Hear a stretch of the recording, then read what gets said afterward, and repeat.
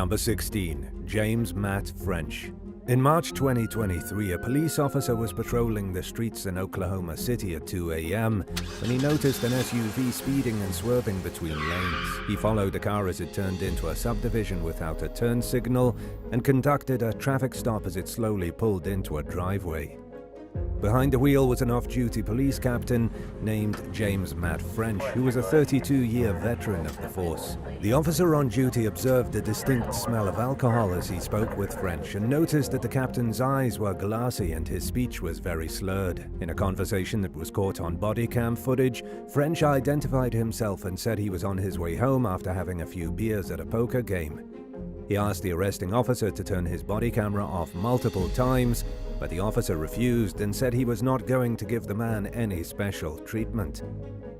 French performed poorly on all of the field sobriety tests and was taken into custody on suspicion of DUI. He was placed on administrative leave pending the outcome of his criminal case and an internal investigation. Oklahoma City Police Chief Wade Gawley declined to go into detail about why he thought French requested that the officer turn his body camera off, but praised the cop's professionalism in handling the situation. The case is ongoing, so we'll have to wait for the outcome. Number 15. Stephen Jones. 34-year-old father of two, Stephen Jones, was working as a police sergeant in northern Wales when he decided to start cheating on his wife, 37-year-old Madeleine Jones, with a local barmaid back in 1992. He completely lost interest in his marriage during the excitement of the affair, but he wasn't interested in the potential costs of a divorce and believed that leaving Madeleine would ruin his chances for a promotion at work.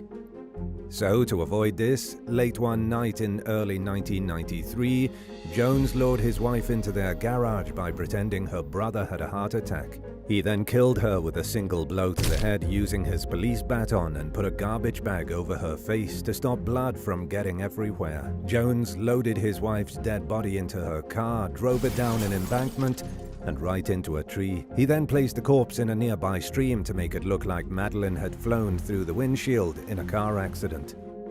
Someone quickly saw the car and called the police. It happened so fast that Jones had no time to get rid of the evidence at his house before his colleagues came by to comfort him. By then, investigators at the scene were already finding suspicious signs that the crash was staged. Jones, who stood over a foot taller than his wife, forgot to pull the seat back up before placing Madeleine behind the wheel. She was way too short to have been driving the car with the seat set so far back. Even before an autopsy was performed, forensic detectives noticed that Madeleine's head injuries were inconsistent with those of a typical car accident. And there was also no glass in her hair, making it highly doubtful that she went through the windshield. In the trunk of Jones's car, police found his police helmet, which he wore to prevent injury when he crashed Madeleine's car. They also found a bloody baton that he had used to kill her. He had taken out multiple life insurance policies on his wife and stood to gain tens of thousands of dollars from her death. It may not sound like much in today's standards, but it was a substantial amount of money 30 years ago. Luckily, he was arrested and charged with Madeleine's murder before he could cash it all in. During his trial, Jones claimed Madeleine died after simply falling and hitting her head. He said he panicked and staged the accident out of fear that he would be blamed for her death. Prosecutors, on the other hand, accused Jones of a cold and calculated murder, saying that he used his police experience to his advantage in his cover-up attempt. He was found guilty and sentenced to life in prison. Number 14. Nicholas Tartaglione. In 2008, former law enforcement officer Nicholas Tartaglione retired from the Briarcliff Manor Police Department in New York after suffering an injury. He spent the next few years living on a quiet ranch in Otisville, about 70 miles north of New York City. During that time, he secretly started running a drug ring with the help of Joseph Biggs, a bodybuilder who worked for Tartaglione as an enforcer, and Gerard Benderoth, a retired NYPD officer and bodybuilder who also added muscle to the operation. In 2015, Tartaglione paid a landscaper named Martin Luna to buy cocaine in Mexico and sell it in Florida. The drugs were sold as promised, the customers were apparently happy, and Tartaglione quickly sent Luna back to Mexico with $200,000 for another shipment of the product. This time, Luna returned to New York empty-handed, claiming that the dealers he paid ran off with the money and never actually gave him the drugs. One day in April 2016, Tartaglione, Benderoth, and Biggs lured Luna to a bar to discuss the potential job opportunity. Luna brought along some of his nephews, Miguel Luna and Urbano Santiago, and a family friend named Hector Gutierrez. As soon as the men entered the bar, they were ordered to get on the floor at gunpoint and were bound with duct tape. Tartaglione tortured Luna and strangled him to death with a zip tie while forcing his nephews to watch. He then loaded the body into his truck and drove to his property while his associates transported the 3 other captives. Santiago, Gutierrez, and Miguel were ordered to their knees, shot dead and buried at the remote wooded site. While the murder of Martin Luna was planned, the other 3 men were just collateral damage. They were not involved in the drug activities and just happened to be in the wrong place at the wrong time.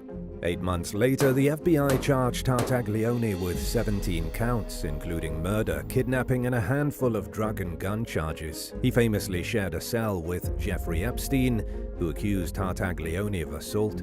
Agents pulled Benderoth over in 2017, but he took his own life before they could apprehend him. Biggs was arrested only a few months later. Facing the same charges as Tartaglione and a potential life sentence, Biggs decided to cooperate in hopes of possibly seeing freedom again in his lifetime. Because Tartaglione maintained his innocence and Benderoth was dead, authorities had no choice but to go by Biggs' version of events. He promised to be truthful under the condition that he would face a life sentence if caught in a single lie. Biggs admitted to shooting one of the victims and pleaded guilty to multiple charges, including murder. He is currently awaiting sentencing and could still face life in prison despite his cooperation. Tartaglione's lawyers argued that their client was set up by his associates as a fall guy and that he was not involved in the murders. Unswayed by the defense's claims, a jury convicted him on every count. Prosecutors did not seek the death penalty though, which means he'll likely face life behind bars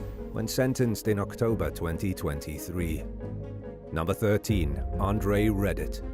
After being handed divorce papers in January 2023, a 27-year-old police officer from St. Gabriel, Louisiana named Andre Redditt began stalking his estranged wife.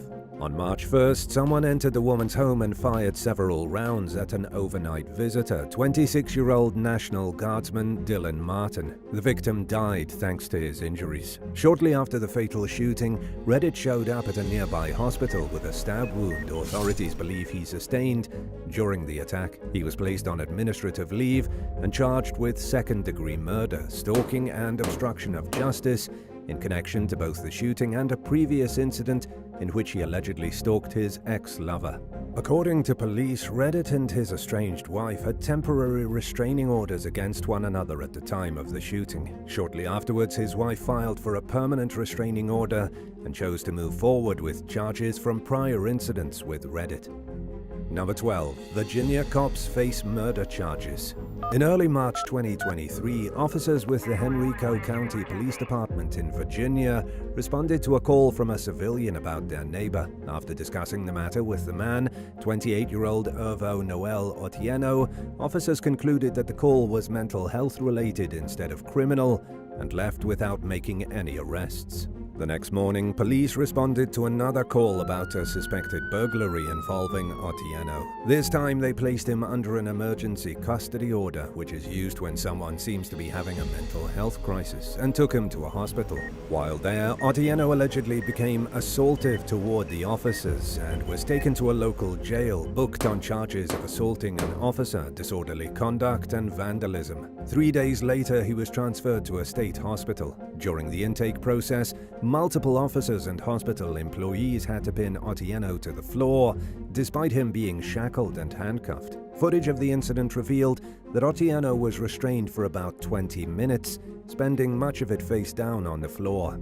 At some point, staff members realized that Otieno had actually gone limp. They tried to resuscitate him, but he never regained consciousness and ultimately passed away. An autopsy concluded that Otieno had been asphyxiated.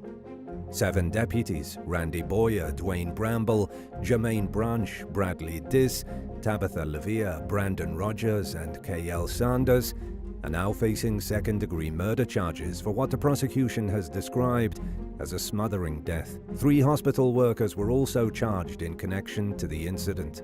Lawyers for Otieno's family have described the tragedy as yet another case of law enforcement excessively restraining someone in mental distress who was subjected to malicious treatment when he really needed compassion and medical help. The case is ongoing, but what are your thoughts? Number 11. Erich Bennett. In January 2023, law enforcement in Monmouth County, New Jersey, arrested 46-year-old Seabright officer Erich A. Bennett for allegedly stalking his recent ex-girlfriend. The couple had broken up just 2 months earlier after dating for a short time. According to a criminal complaint, Bennett showed up uninvited at the woman's home days later and threatened to hurt her. The alleged victim installed security cameras at her home and blocked Bennett from contacting her after this. But about a month later, she started to get threatening messages on social media from an unknown user. A few days after that, someone slashed all her tires, keyed the side of her car, ripped a flagpole off her house, and tore down her security cameras. Investigators were able to put Bennett near the woman's house at the time of the vandalism, and they also discovered that he had used police computers to research the woman and people in her life over 30 times. During one incident, he allegedly threatened to harm the victim with a knife. When questioned by his supervisors, Bennett admitted to taking down her security cameras so he wouldn't be seen slashing her tires. Bennett was hit with a list of charges, including pattern of official misconduct, 2 counts of official misconduct, 2 counts of computer theft, criminal mischief, making terroristic threats, cyber harassment, hindering apprehension, identity theft, and stalking. He was suspended from the force without pay and held in jail pending the next step in his case. Number 10. Wayne Couzens. 33-year-old Sarah Everard was walking home from a friend's house in London one night back in 2021 when Metropolitan Police Officer Wayne Couzens falsely arrested her for violating COVID-19 regulations. But instead of taking Sarah to the police station like she expected, Couzens drove her straight to the remote outskirts of Dover, where he proceeded to brutally assault and strangle her to death with his police belt. He then set her body on fire and fled the scene. After being implicated in the crime based on surveillance footage, Couzens claimed that an Eastern European gang forced him to commit the crime. As he awaited trial for Sarah's murder, his arrest triggered widespread outrage toward the Metropolitan Police for missing multiple warning signs that many believe could have prevented the deadly assault from ever taking place. Included among these red flags were multiple indecent exposure incidents stemming as far back as 2015, 2 of which happened at fast food drive-thrus only days before Sarah's murder. Another complaint accused Couzens of stepping in front of a woman on her bike in a wooded area, buck naked, in 2020, when he was supposed to be working from home at the time. In 2018, Couzens apparently assaulted a drag performer, and on another occasion a prostitute stormed into the police station, demanding payment from him. After the murder, Couzens' wife was left reeling over her failure to spot warning signs that her husband was capable of unspeakable violence. At the end of the day, though, she was just one of several people who gave him the benefit of the doubt. Couzens pleaded guilty to Sarah's murder and was handed a life sentence, which means he will stay behind bars until his dying day. Number 9. Bobby Cutts Jr. 26-year-old Jessie Davis was almost 9 months pregnant when she suddenly vanished back in 2008. Her mother found her son home alone and noticed the smell of bleach, instantly making her fear the worst. While Jessie's son was too young to say exactly what happened, he made some disturbing statements that suggested she had met her end with foul play. The Canton Police Department repeatedly told the media that it did not consider Jessie's boyfriend and the father of her children, Officer Bobby Cutts Jr., a suspect in the case at all. But they turned out to be wrong, and answers soon came as the local sheriff's department and the FBI looked into the case. During the time Jessie was gone, Cutts was already active on a dating site. He also avoided the press and only gave one interview, during which he wept and denied any involvement. 9 days after the young woman disappeared, Coutts finally confessed and led police to her body. He was arrested for murder and aggravated murder the same day. During his trial, Coutts took the stand in his own defense and claimed he accidentally killed Jessie by elbowing her in the throat during an argument after she bit his finger, causing her to fall backwards and die from injuries. He supposedly got scared afterwards, so he hid her body in the woods. The prosecution accused Coutts of strangling Jessie to death in cold blood. Jessie's family echoed similar sentiments. In an impact statement, the slain woman's sister, Whitney Davis, accused Coutts of throwing away her sister simply because she became an inconvenience to him. Whitney said that Coutts was only sorry he got caught and that he lacked genuine remorse for what he did. A jury convicted Coutts of both murder charges, which made him eligible for the death penalty in Ohio. He pleaded with the court to spare his life and was instead sentenced to 57 years to life in prison. Number 8. Blair Christopher Hall. In 2007, while renovating the bathroom at their California home, retired San Bernardino narcotics detective Blair Christopher Hall and his wife, Christy Lynn, were hanging out in their outdoor jacuzzi. After hearing a scream from the couple's backyard one day, neighbor Lindsay K. Patterson looked over a wall separating the properties. She saw Christy Lynn face down in her bathing suit and Hall perched over her with one hand holding her head and another on her back. Assuming they were just being intimate, Patterson quickly looked away, but she was unable to shake the suspicion that something wasn't right, so she looked one more time and saw Hall relaxing in the hot tub with Christy nowhere in sight. A little while later, Hall rushed his wife to the emergency room, claiming that he found her motionless in the jacuzzi after coming back from using the bathroom. He said he tried to perform CPR before bringing Christy to the hospital, where she was pronounced dead. After noticing multiple injuries on Christy's body, including cuts, abrasions, and bruises, as well as hemorrhaging in the eyes and mouth, County Medical Examiner Dr. Mark Scott McCormick concluded that the victim had been forcefully drowned. Hall was then charged with first-degree murder. He denied killing his wife and received unwavering support from their 3 children during the case. Prosecutors dismissed his claims of innocence, though, and pointed toward an $800,000 life insurance policy as a possible motive. As the trial unfolded, media reports revealed that Hall's police record was less than stellar. After working as an officer for 12 years and retiring in 1994 due to a gunshot wound, he became the police chief of 2 Idaho towns. He was let go after being accused and convicted of a felony charge for embezzling $19,000 from a drug task fund, but managed to avoid prison time. The first trial for Christie's murder ended in a hung jury, but Hall's second trial concluded with a guilty verdict and a sentence of 25 years to life in prison for the killer. Number 7. Amber Guyger.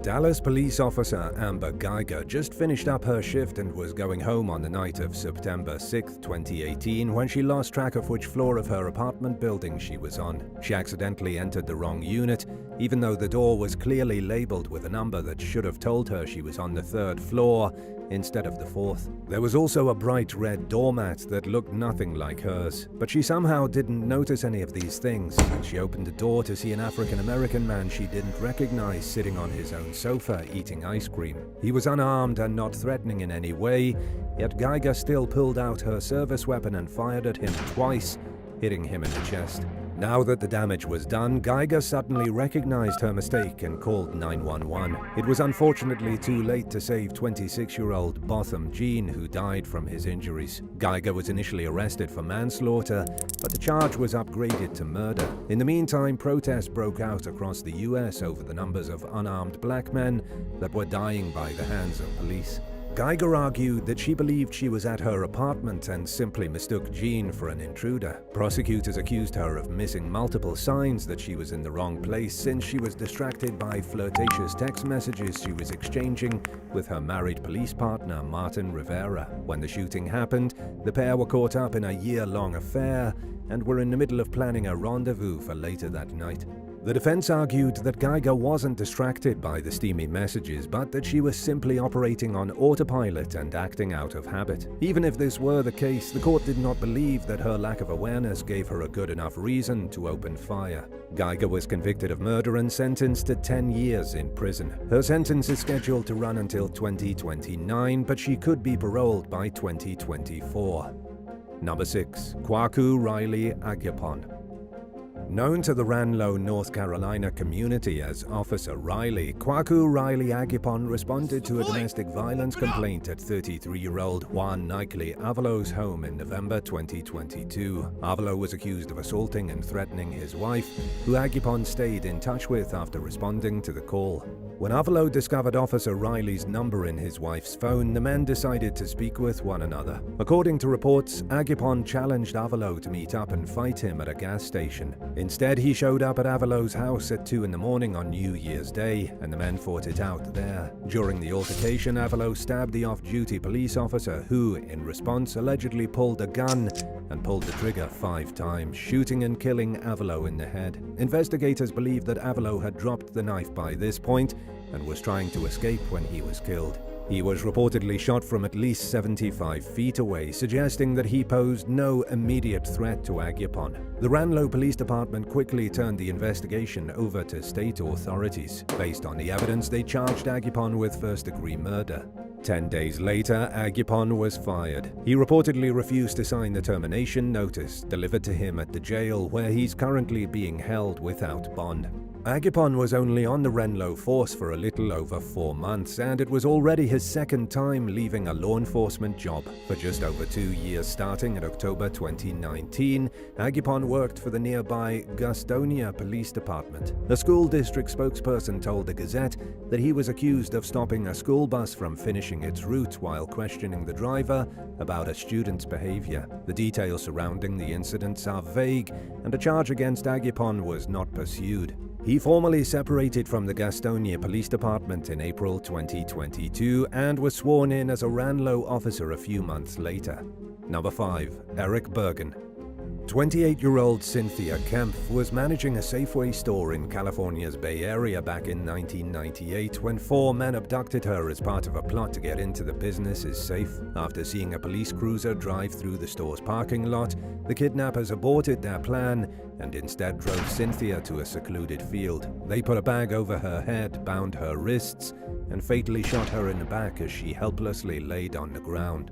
Investigators eventually traced the crime to 28-year-old Erich Bergen, a former officer who quit the force 3 months after Cynthia's murder while being investigated for police brutality. Bergen admitted to committing about a dozen unrelated robberies over a 5-month period after leaving his job, but a murder charge for killing Cynthia was dropped thanks to a lack of evidence. He went to prison for the robberies and was set to be released in 1994 when prosecutors finally managed to find enough evidence to indict him for Cynthia's murder. They did this by promising immunity to Mario Salguero, Bergen's co-conspirator in the robberies, who was also suspected of being involved in Cynthia's death. When he agreed to work with them, Salguero was serving a 17-year sentence for the robberies. As promised, he incurred no further punishment for the botched Safeway incident.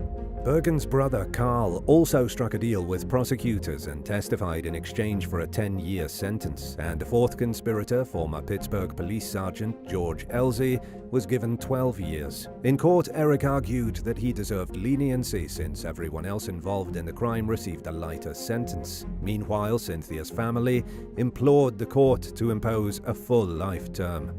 The judge overseeing the case acknowledged that the justice system can be unfair at times. In Erich's case, this meant giving 2 men a slap on the wrist and allowing another to get away with the crime entirely for the sake of securing a conviction solely against him. But that's unfortunately the way things go sometimes, and while the judge wasn't thrilled about how things turned out for Erich's accomplices, he saw no reason not to impose what he felt was a fair sentence against Erich.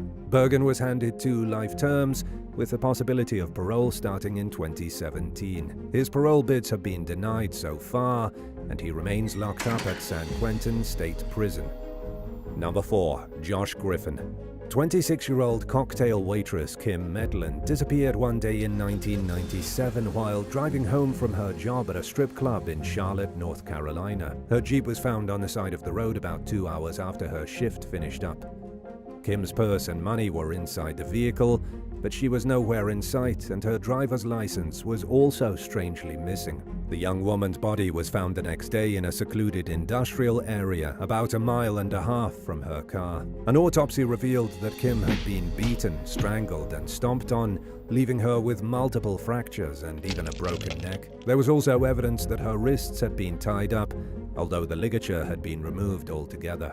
Investigators quickly ruled out robbery as a possible motive. They also cleared Kim's husband, Bridger, of any involvement, even though a Monroe police officer claimed to see Bridger's truck in the area around the time of the victim's death. In fact, Bridger proved to be a valuable help to law enforcement by offering insights about his wife's personality and habits. He said Kim would have never pulled over for anyone except a cop, which could explain why her driver's license was missing and her Jeep was running with the driver's side window rolled down. A witness soon came forward and said they had seen a Monroe police officer pulling Kim over before she went missing. They were able to pick the vehicle out of a lineup, and shoe prints on Kim's clothing all led to the same suspect, a 23-year-old off-duty officer named Josh Griffin. His patrol vehicle was suspiciously clean, and his shoes were absent during an initial search of his house. Just 2 weeks before Kim's murder, someone had aggressively followed her on her way home from work. She reported the road rage incident to police, and the officers on duty urged their colleagues to keep an eye out for Kim's car during the morning to ensure that she was safe while driving home alone from her job. Prosecutors theorized that Griffin overheard the broadcast and decided to take an inappropriate interest in Kim. They accused him of pulling the victim over and killing her when she rejected his advances. Griffin denied any involvement in her murder, but was still charged with the crime. He soon changed his story and claimed that some drug dealers he owed money to for steroids offered to let him repay his debt by pulling Kim over and giving her over to them.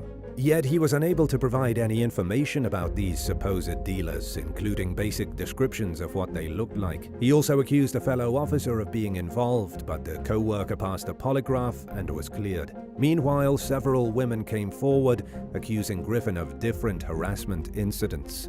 The disgraced former cop was found guilty of first-degree murder and sentenced to life in prison. He maintained his innocence until 3 years later, in 2001, when he finally confessed to the crime. According to a transcript of the confession, the murder played out as the injuries on Kim's body suggested. Afterward, Griffin tossed his shoes into a trash can, then cut up Kim's license and smashed a flashlight he beat her with, flushing the pieces down the toilet. Number 3. Patrick Ferguson.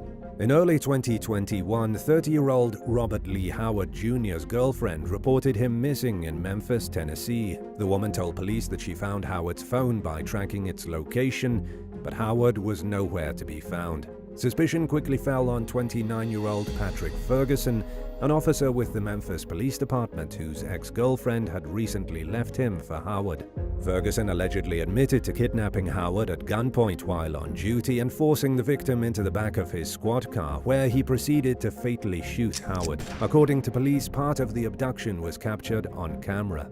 The scorned cop also said he got rid of the body in one place, but moved it to a second location with help from a close friend. 4 days after Howard disappeared, his body was recovered. Ferguson was instantly fired from his job and faces a laundry list of charges, including first-degree murder in perpetration of aggravated kidnapping, abuse of a corpse, and fabricating and tampering with evidence. He pleaded not guilty and is being held without bond. The case appears to be ongoing amid over a dozen delays in Ferguson's scheduled court hearings. Authorities also charged 28-year-old Joshua Rogers, who allegedly helped Ferguson move Howard's body, with accessory, abuse of a corpse, and fabricating and tampering with evidence. Number 2. Kristian White. In May 2023, staff members at a nursing home in Cooma, Australia, called emergency services when they decided they couldn't handle a 95-year-old resident who was holding a steak knife. Paramedics arrived on scene first and tried to de-escalate the situation by asking Claire Nowland to put the knife down. But the senior citizen, who suffered from dementia, refused to hand it over, and when police got there, she allegedly walked toward them with the blade outstretched in her hand. 33-year-old senior constable Kristian White tasered Nowland, causing her to fall backwards and hit her head. She fractured her skull and died just 1 week later. According to staff at the facility, Nowland weighed less than 100 pounds and relied on a walker to move around. She approached the responding officer slowly, and a female officer at the scene reportedly told White that she thought she could grab the knife from Nowland's hand, but White apparently still felt it was necessary to launch his taser. After an investigation, he was charged with grievous bodily harm, assault occasioning bodily harm, and common assault. After Nowland passed away, New South Wales Police Commissioner Karen Webb said it was possible that White's charges would be upgraded to manslaughter. She said she refused to watch the footage of the incident until she was handed the final investigative report. A manslaughter charge would be grossly inadequate, according to prosecutor Peter Levac, who called for White to be charged with murder. For now, White is suspended as he awaits the next steps in the case.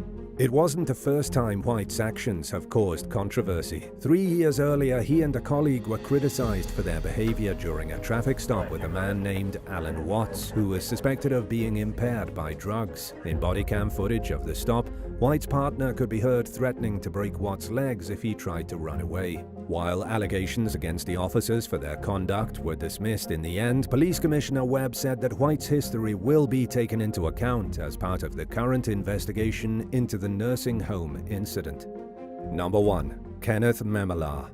In September 2022, a 53-year-old police officer from Hudson Valley, New York, named Kenneth Memmelaar was officially charged with fourth-degree stalking. According to state police, a series of complaints regarding incidents in the town of Middleton led to the arrest of Memmelaar, who was a 9-year veteran of the nearby Montgomery Police Department. A criminal complaint said that he harassed a woman with the intent of causing physical or emotional harm. The final straw came when he was accused of approaching the victim outside a grocery store.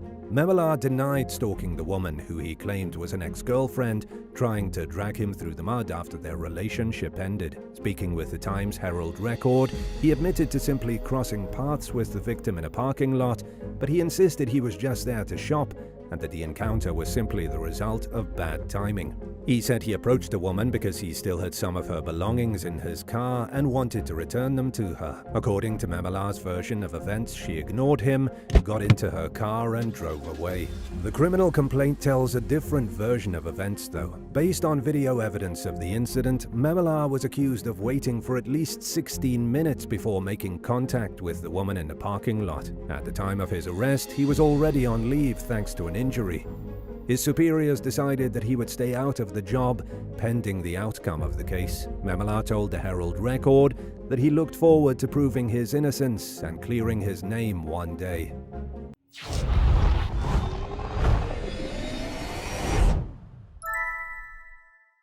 Number 9. Matthew Rodriguez. 48-year-old Warren, Michigan police officer Matthew Rodriguez lost his patience while booking carjacking suspect Jaquan Smith into custody in June of 2023. Rodriguez was seen on camera punching Smith to the ground, slamming the suspect's head into the floor, and then hitting him again. The Warren Police Department fired Rodriguez upon learning of the incident. State-level charges against a former cop were dropped in lieu of a federal case accusing him of violating Smith's civil rights by assaulting him without justification. An attorney representing Smith in a $50 million lawsuit against Rodriguez and 2 other cops said that his client verbally defended himself against Rodriguez for calling him the B word. According to the lawyer, Rodriguez made the remark while Smith was being fingerprinted. Smith responded by saying that he wasn't what Rodriguez had called him, and that's when a cop began throwing punches. The federal case against Rodriguez is ongoing, but for now he's banned from working in law enforcement, possessing any guns, or having any contact with Smith. Number 8. Betty Shelby.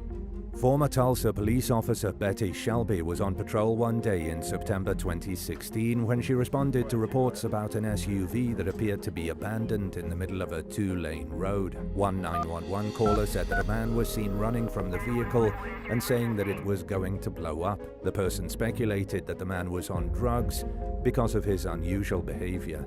The vehicle's owner, 40-year-old Terence Crutcher, was standing nearby when police arrived. Sadly, the incident ended with Officer Betty Shelby fatally shooting Crutcher for allegedly disobeying police orders. According to the Tulsa Police Department, Crutcher tried reaching into his vehicle right before Shelby shot him.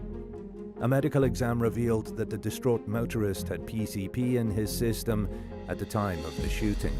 Lawyers representing Crutcher's surviving family members argued that the SUV's windows were rolled up when he appeared to be reaching into the vehicle. A jury ultimately acquitted Shelby of manslaughter after studying footage and videos and determining that the window to Crutcher's vehicle was in fact open and that Crutcher disobeyed the officer's orders.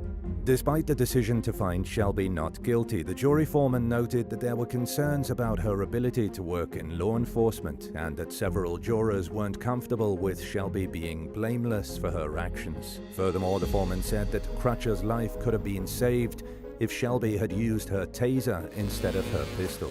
After being acquitted, Shelby left the Tulsa Police Department and became a sheriff's deputy in a neighboring county. The outcome of the case continues to be met with controversy and outrage, with many feeling as though Shelby got away with killing Crutcher by using excessive force. Number 7. Richard Wills.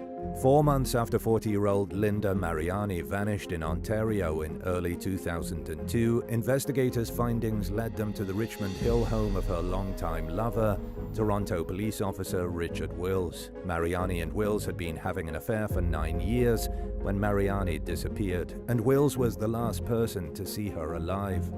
Her body was found in a large garbage can behind a false wall in Wills's basement, with a jump rope wrapped around her neck and a baseball bat nearby. Prosecutors accused Wills of bludgeoning and strangling Mariani to death because she refused to leave her husband for him. He divorced his wife about 6 years into the affair, but was angry because Mariani allegedly backed out on her promise to do the same. Wills claimed that Mariani had died from a head injury after falling down the stairs. He said that he kept her body in his home because he planned to bury her at his vacation property at a later time and was afraid her family would be opposed to it. But authorities were unconvinced by the story and charged Wills with murder. The court proceedings dragged on for 5 years due to Wills's outrageous behavior. Over a 2-year period following his arrest, he transferred all his assets to his ex-wife and claimed to be poor in a bid to get his lawyer fees covered by taxpayers. When the judge denied legal assistance, he represented himself in court, but he became such a disruption that the judge eventually relented and allowed Wills to have a taxpayer-funded lawyer. Wills proceeded to fire at least 5 of the 13 lawyers he cycled through during the case. He often urinated in the back of the police cruiser that transported him to court, loudly passed gas, and belched during his hearings, and on one occasion he pulled feces out of his pants with his bare hand. A psychiatric evaluation described Wills as entitled and arrogant, and stated that he often claimed to hear voices but never appeared to be responding to internal stimuli. He also seemed coherent and was ultimately found fit to stand trial.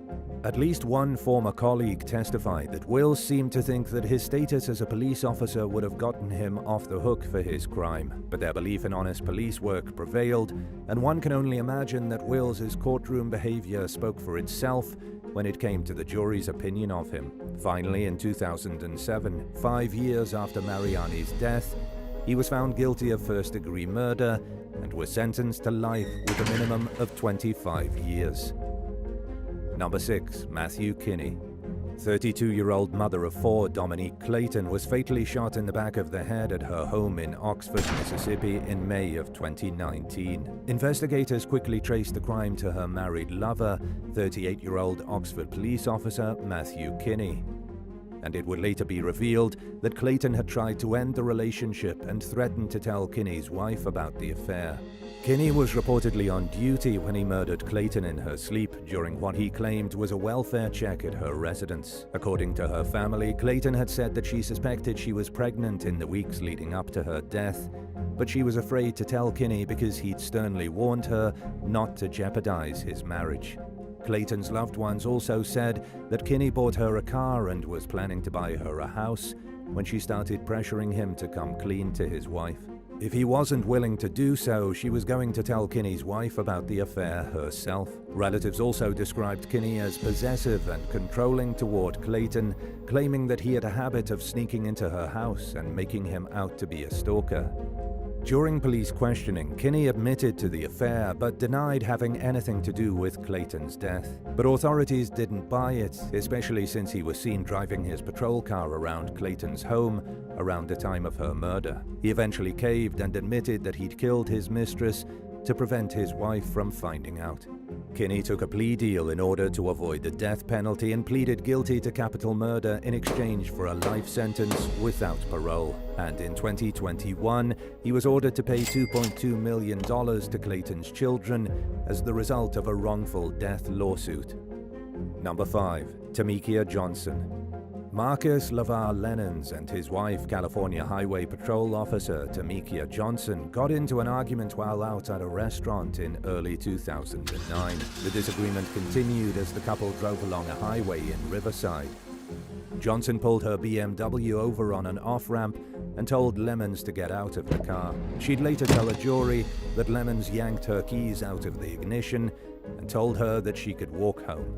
According to Johnson's version of events, she began to run away from the car but became worried that Lemmons would get his hands on her gun, which was still in the vehicle.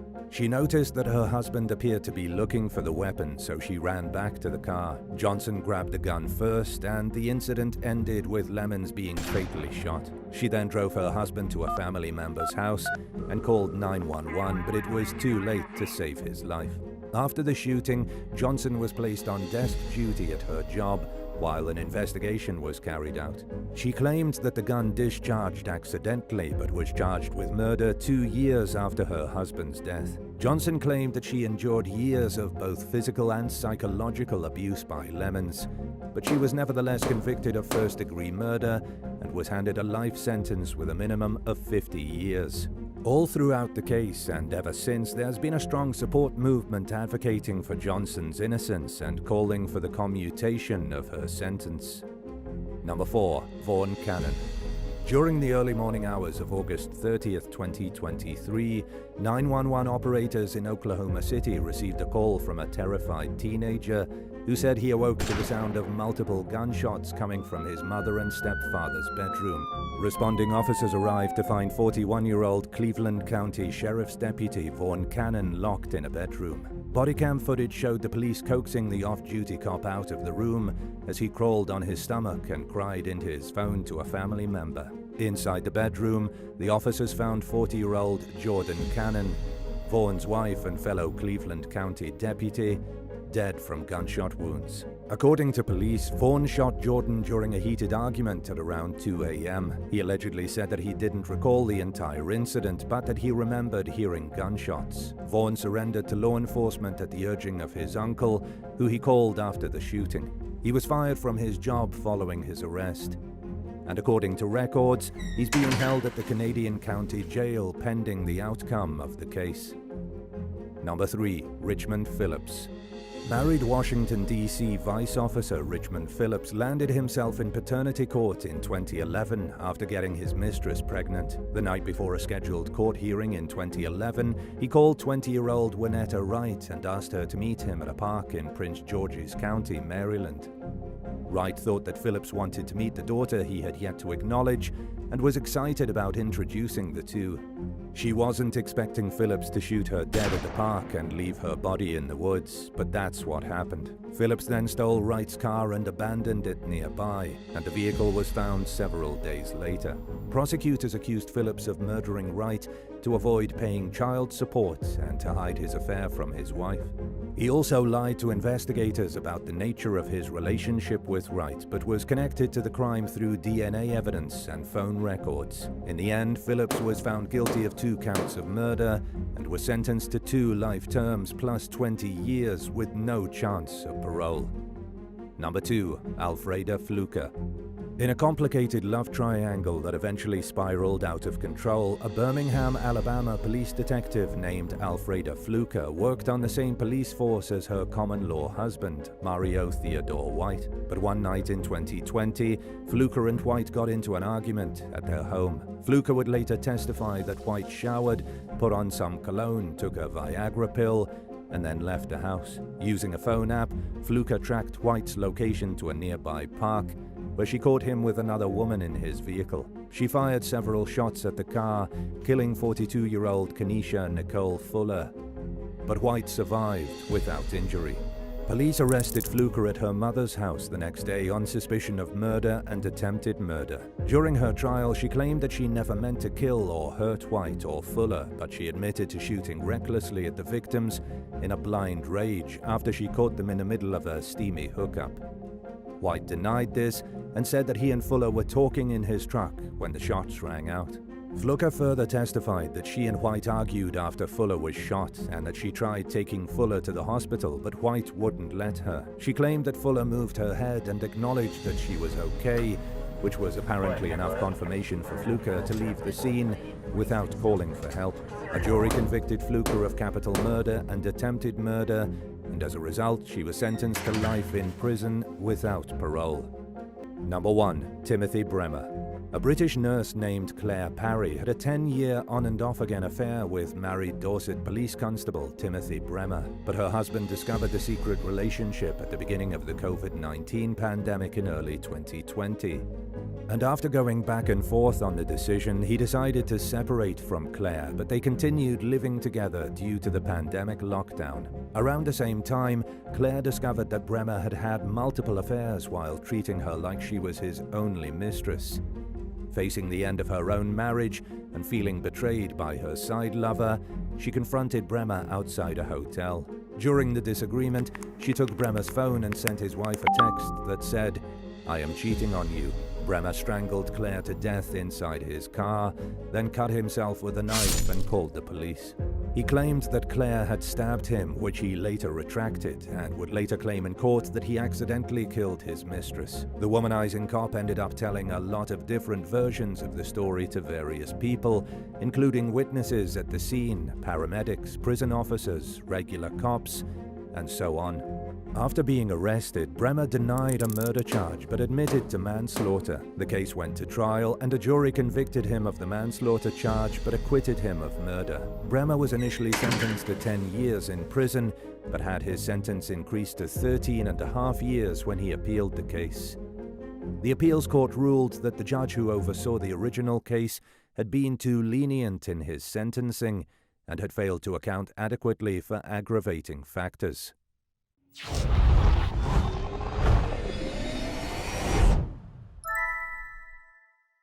Number 9. Cash-stealing London cops.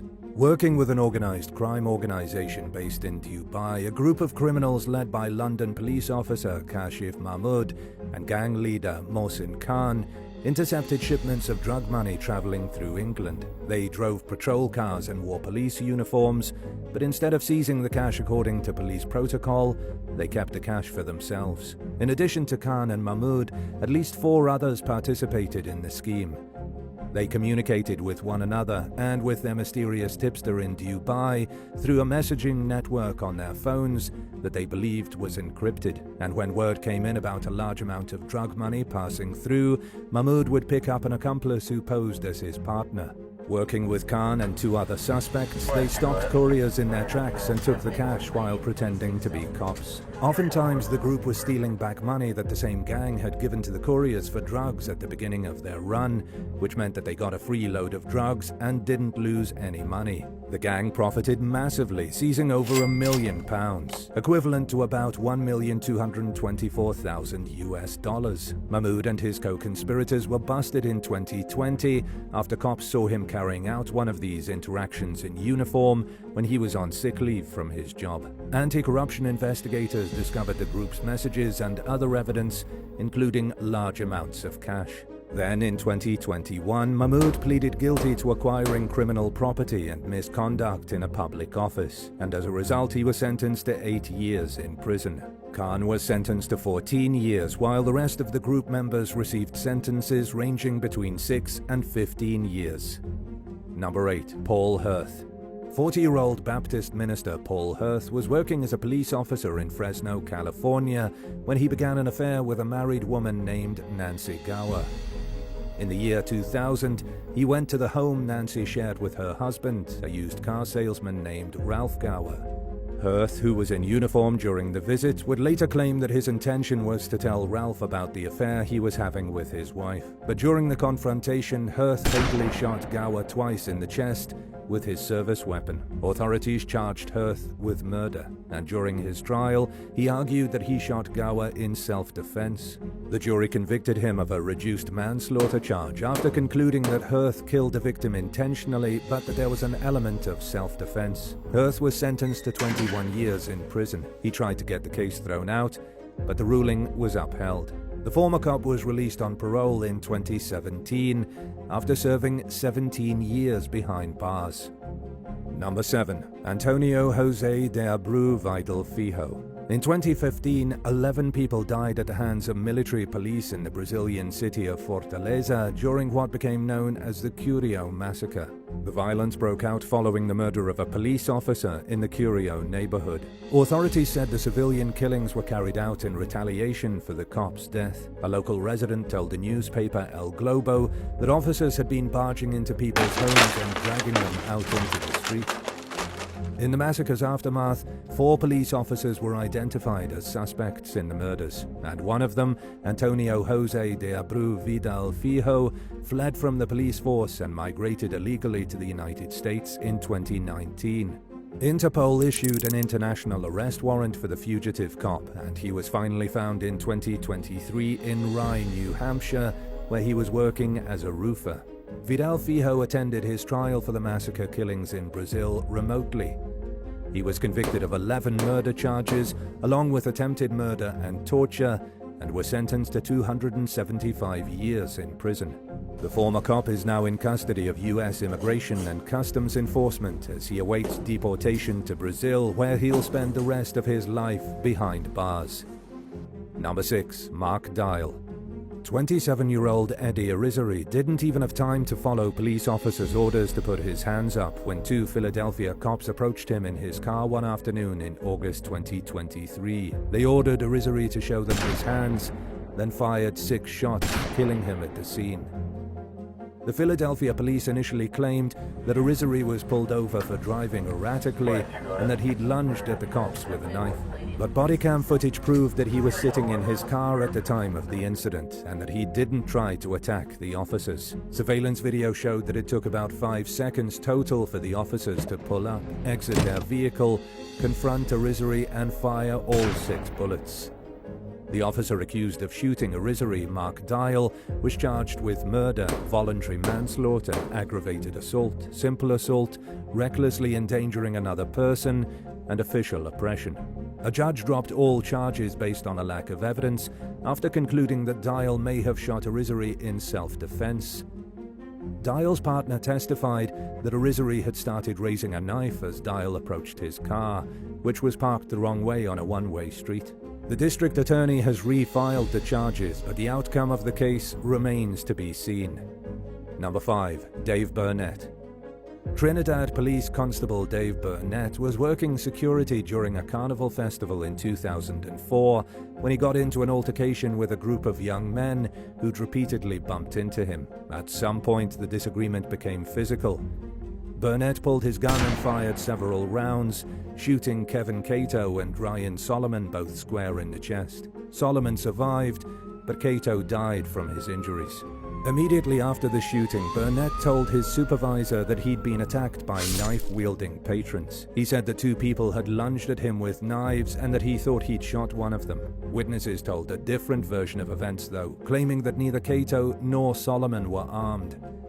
Some even accused Burnett of bragging after he shot the young men, saying, "Yeah, I is police."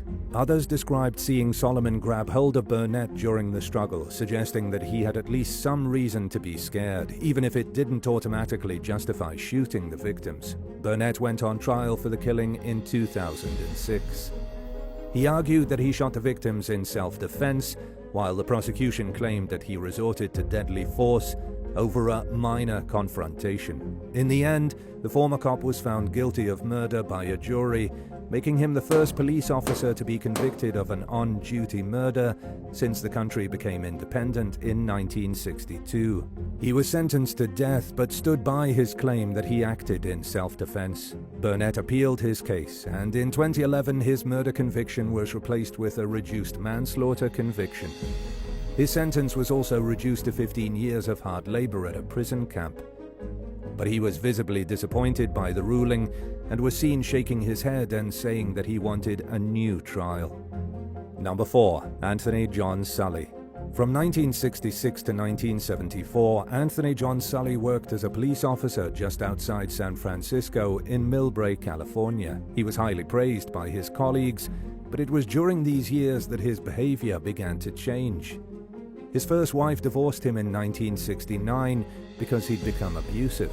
Toward the end of his police career, he married again, but it only lasted for 15 months before his second wife divorced him for constant physical abuse and other mistreatment.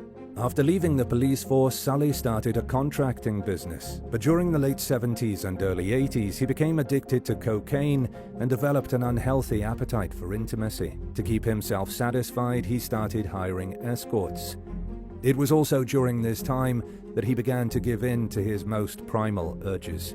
Over a 6-month period starting in February 1983, Sully murdered 6 people, including 5 women and 1 man.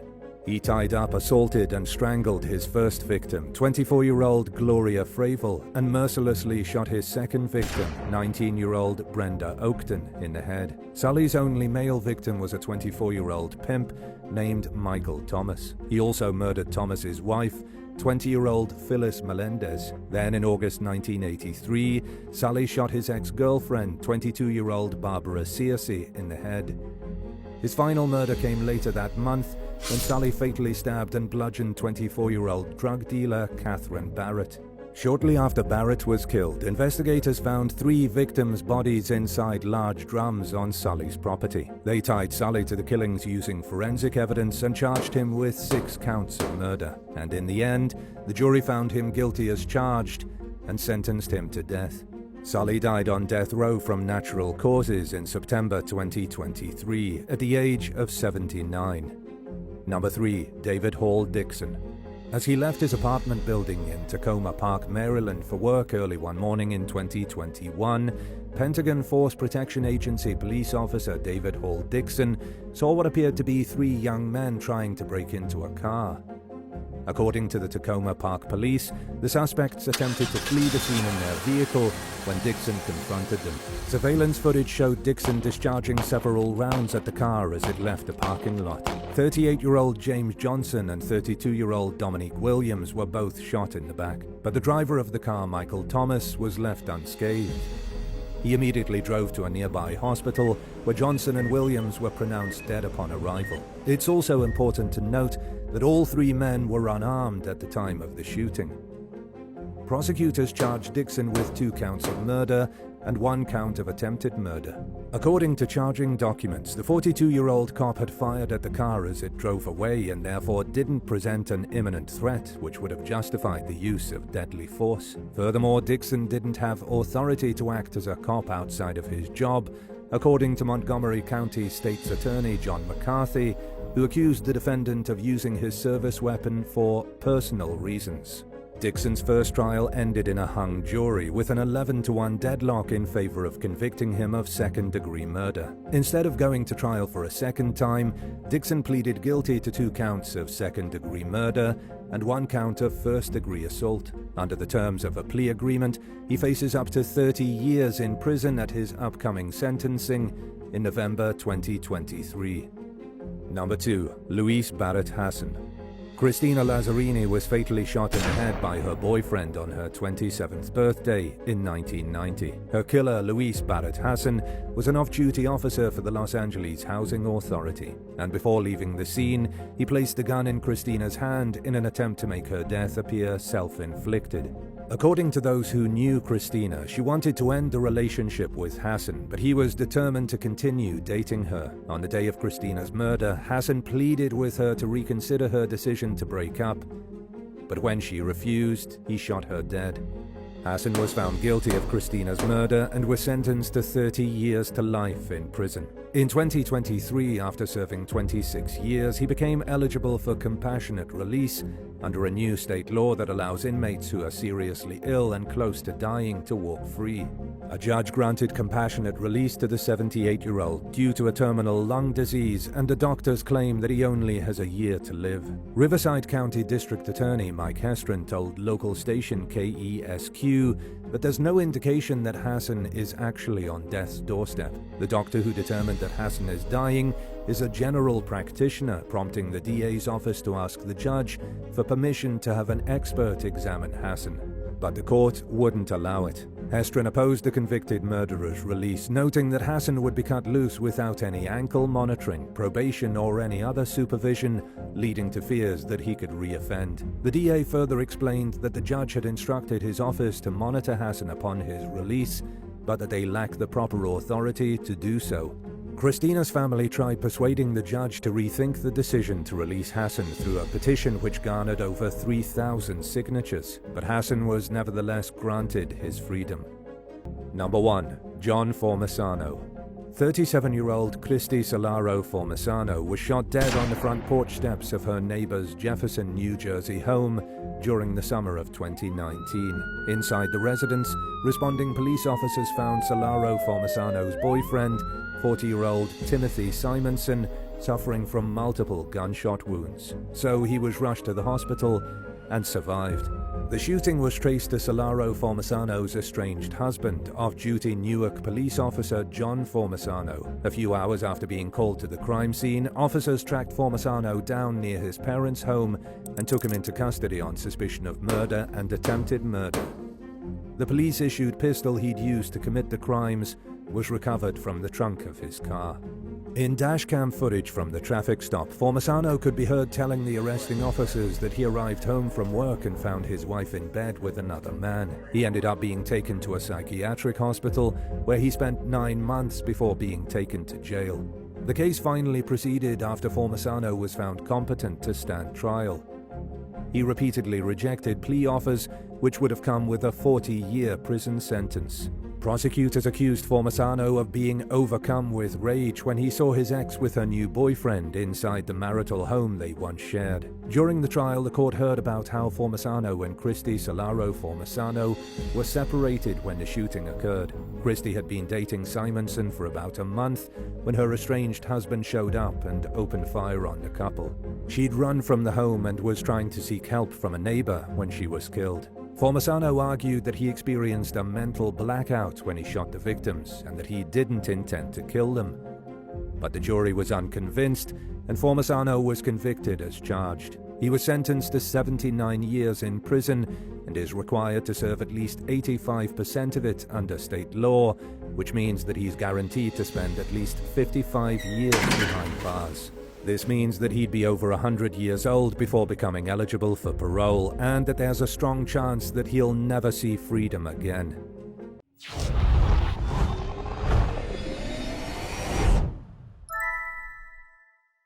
Eight. Galeb Chowdhury. Late one night in June 2023, police officers in Houston, Texas responded to a call at the house of one of their own deputies, 31-year-old Galeb Chowdhury. The off-duty comms wife, Sadef Iqbal, had been shot in the face. Luckily, she survived her injuries, but lost an eye in the process.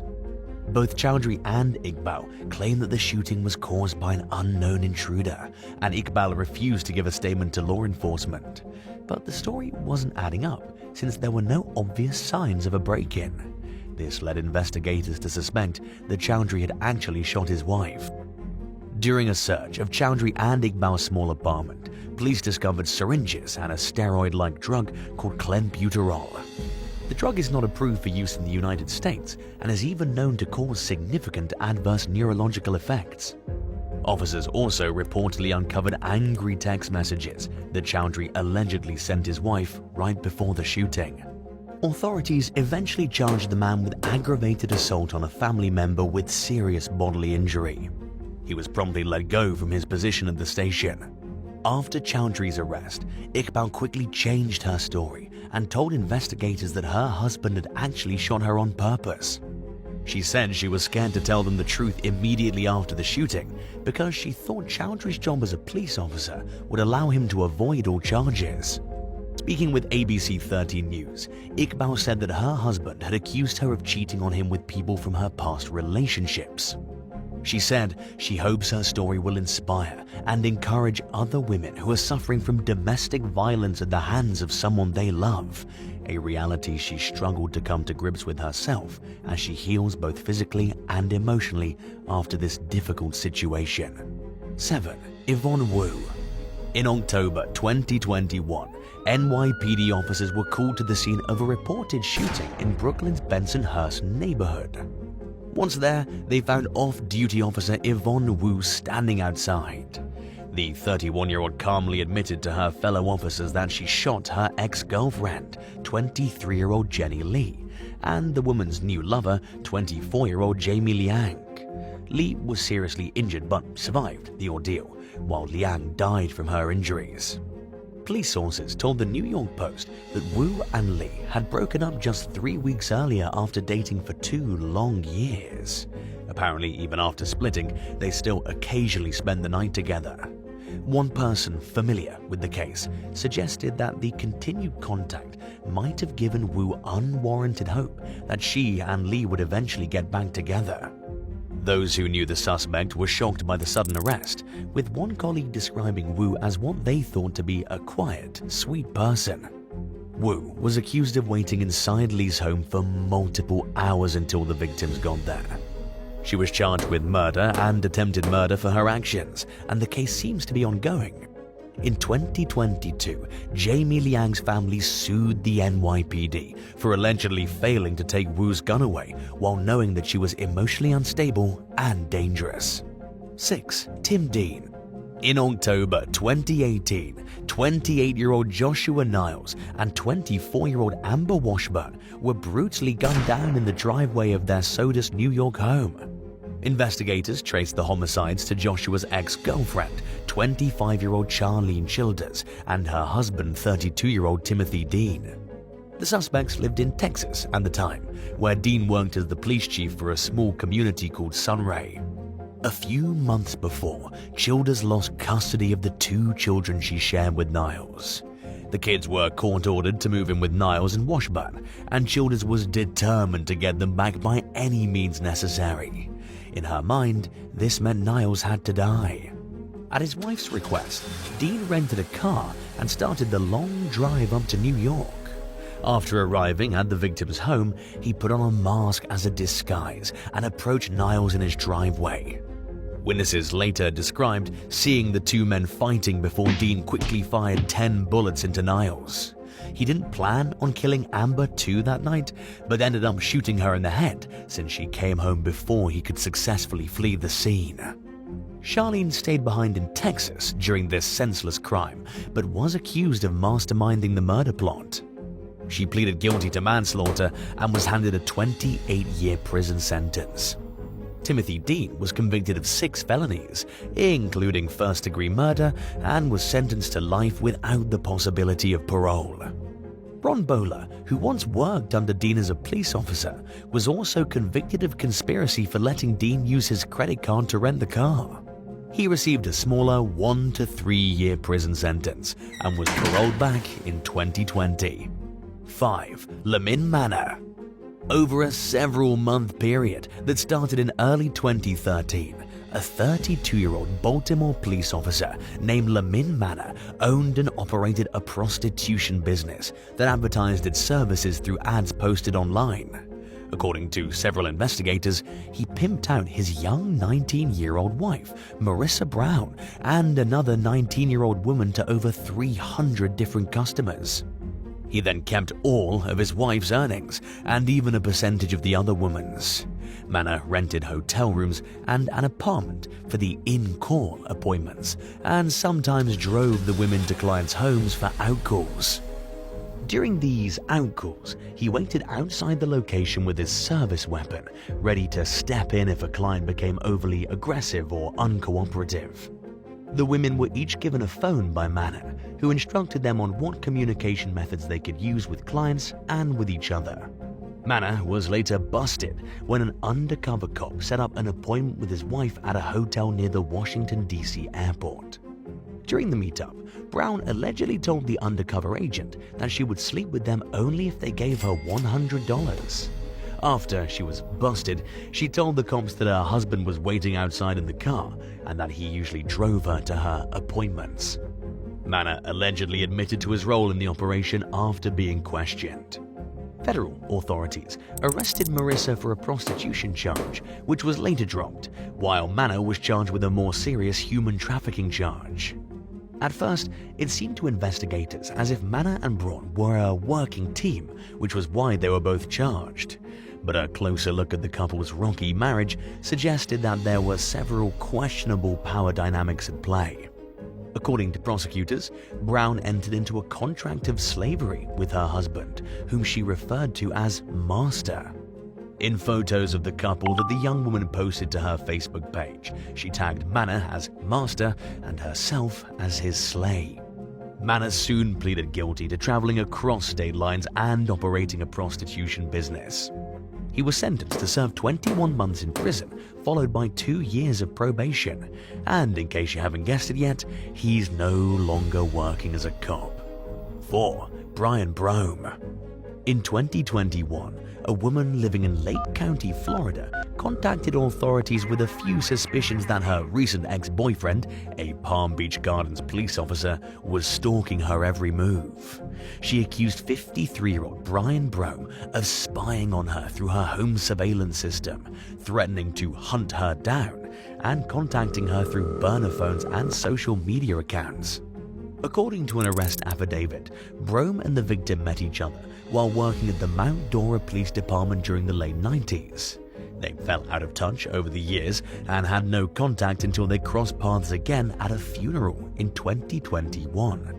When the two reconnected, the woman was suffering from physical disabilities. The issues made her dependent on a walker and put her at high risk of falling. She gave Brome access to her home surveillance system during this time, stressing that it was only for emergency use and that she wanted to keep her privacy otherwise. The victim later told investigators that Brome started questioning her about deliveries and people who stopped by to visit. She claimed that if she didn't immediately respond to Brome's messages, he set off the security alarm. After less than 2 months of dating, she chose to end the relationship and cut Brome's access to the system off. But Brome allegedly continued trying to access his ex's security system. He was also accused of posing as a potential customer for the victim's online business while barraging her with extremely personal questions. The woman said that, as a police officer, Brome should know that his behavior constituted stalking charges. According to the arrest affidavit, Brome claimed he was worried for the woman's health and that he wasn't actually contacting her without cause. Authorities still charged Brome with aggravated stalking and 3 counts of cyber stalking, and he was quickly suspended from his job. While the outcome of the case is currently unclear, his LinkedIn profile lists him as an investigative paralegal as well as a retired police detective. 3. William Robert Rosica. Over almost a year-long period that started in March 2016, a 50-year-old police officer from Irondequoit, New York named William Rosica harassed and stalked his ex-girlfriend as well as the woman's ex-husband. The torment began after the victim put an end to a 3-year relationship with Rosica. According to federal prosecutors, Rosica sent the victim, her family, and her boss hundreds of messages using fake email accounts. He also set up a surveillance camera outside his ex's home and had multiple people conduct surveillance while updating him about the woman's whereabouts. On Valentine's Day, Rosica sent the victim flowers and a card that read, "Your friends at the mental health clinic say hello." During the 2017 Super Bowl, he allegedly even stationed himself outside the victim's ex-husband's house and cut the line to his cable box right before the game went into overtime. Rosica was also accused of trying to access the victim's online cell phone account, cable account, work email, voicemail, and even her healthcare account. The harassment became increasingly aggressive with time, but catching Rosica proved complicated since he masked his IP address and took meticulous measures to cover his tracks. During their investigation, FBI agents baited Rosica with emails holding hyperlinks that would lead him to an unprotected browser, exposing his IP address and other incriminating information. The tactic worked, and Rosica was charged in connection to the torturous stalking campaign. He was found guilty of cyberstalking and computer intrusion and was sentenced to serve 5 years in prison, followed by 3 years of supervised release and 1 year of house arrest. 2. Newman Roger. In 2015, 31-year-old Corey Jones was driving home from a nightclub in West Palm Beach, Florida, when his vehicle suddenly stalled. He was parked on the side of a highway off-ramp while talking to a tow company on the phone when a vehicle that was driving the wrong way rushed up and parked just a few feet away from his bumper. Jones had no way of knowing that the man who approached his window was actually a plainclothes officer working on an auto burglary investigation.